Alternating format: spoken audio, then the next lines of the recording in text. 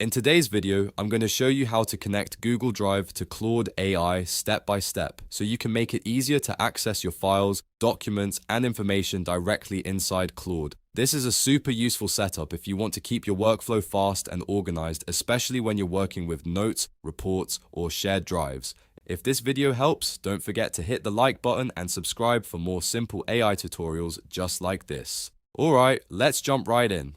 First, open Claude Desktop on your computer. Once it loads, look to the bottom left corner of the app and click your name or profile icon. From there, click Settings. This is where Claude keeps all of the main app options, including integrations and connected tools.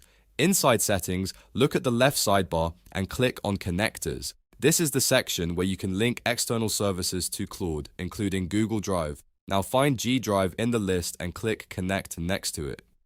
Claude will ask you to connect again, so go ahead and click Connect one more time. After that, you'll be redirected to a Google sign-in or choose account page. Select the Gmail account that has access to the Google Drive you want to connect. If you have multiple accounts, make sure you pick the correct one so everything syncs properly. Next, you'll see the authorization screen. Confirm the permissions so Claude can connect to your Google Drive account.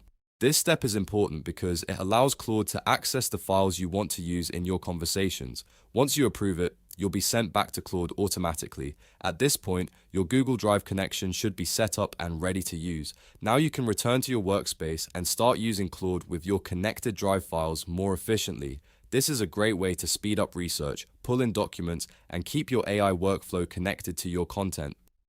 If the connection doesn't appear right away, just refresh Claude or check the connectors section again to make sure the account was added successfully. And that's it. You've now connected Google Drive to Claude AI. If this tutorial helped, make sure to like the video, subscribe to the channel, and turn on notifications so you don't miss the next AI guide. Thanks for watching, and I'll see you in the next one.